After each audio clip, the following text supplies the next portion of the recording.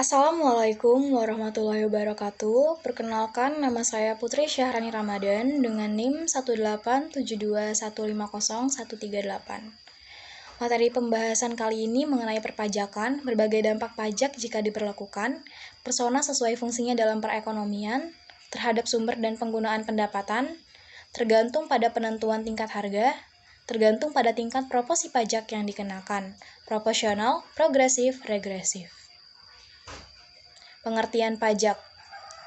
Berdasarkan Undang-Undang Nomor 28 Tahun 2007 tentang Ketentuan Umum dan Tata Cara Perpajakan.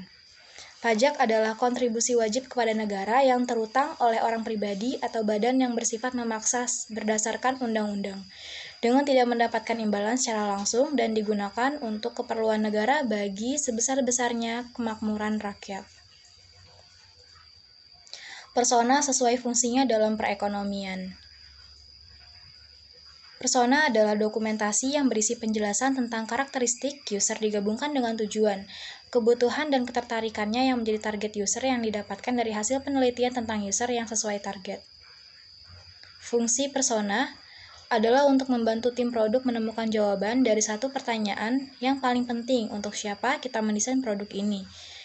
Dengan memahami ekspektasi, harapan, perhatian, dan motivasi dari target user, kita akan lebih mudah untuk mendesain produk yang dapat memenuhi kebutuhan user.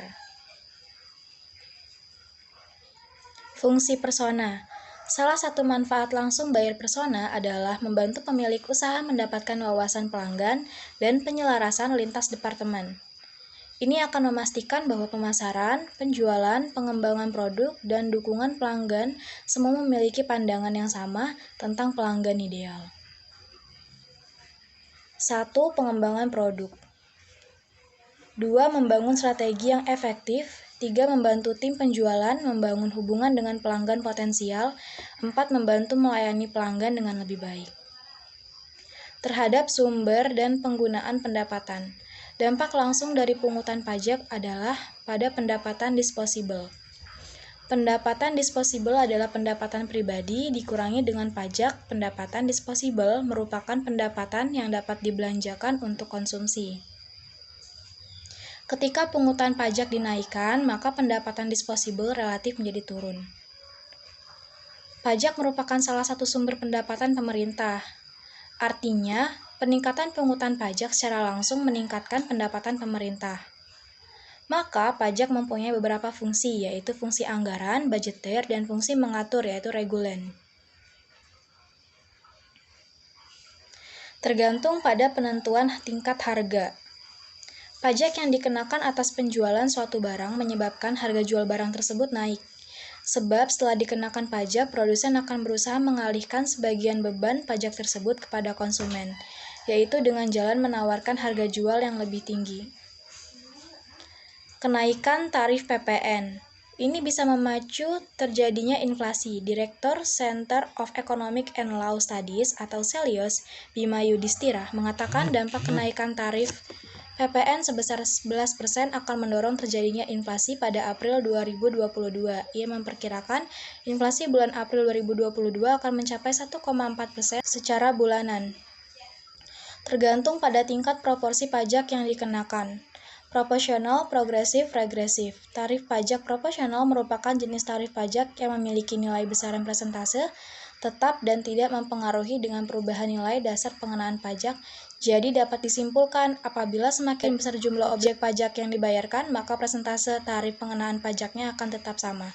Salah satu contoh pajak proporsional yang ditentukan oleh Direktorat Jenderal Pajak adalah pajak pertambahan nilai, di mana tarif pajaknya tetap yaitu 10% dan pajak bumi dan bangunan atau PBB di mana pajaknya 0,5%.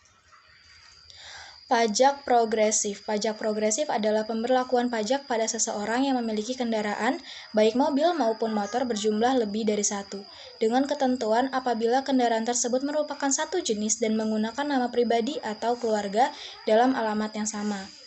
Pajak regresif. Tarif pajak regresif atau yang biasa disebut sebagai tarif pajak tetap merupakan jenis tarif pajak yang besarannya tetap, meskipun nilai objek pajaknya berubah-ubah. Contoh dari tarif pajak regresif ini adalah bea materai. Bea materai memiliki tarif pajak 10.000 atau berlaku sejak tahun 2021 dan tidak akan berubah. Peran pajak. Pajak berperan sebagai redistribusi pendapatan, sehingga uang yang diperoleh dari sektor pajak akan terus mengalami perputaran. Ini juga bisa membantu meningkatkan pendapatan masyarakat yang penting dalam perkembangan ekonomi negara. Peran pajak 1 sebagai anggaran atau penerimaan atau budgeter. 2. Pajak berperan untuk mengatur atau regulator. 3. Pajak berperan sebagai stabilitas. 4. Pajak berperan sebagai redistribusi pendapatan. Dampak tarif pajak yang dipaksakan naik. 1. Harga barang naik berdasarkan Undang-Undang Nomor 42 Tahun 2009 tentang PPN. Dalam pasal 3 ayat 7 disebutkan bahwa tarif pajak tersebut diubah menjadi paling rendah 5% dan paling tinggi 15%, yang perubahan tarifnya diatur dengan peraturan pemerintah atau PP. 2. Daya beli menurun drastis. Oleh karena PPN dibayangkan oleh konsumen, maka hal ini tentu akan menekankan daya beli yang akan menyebabkan terjadinya inflasi.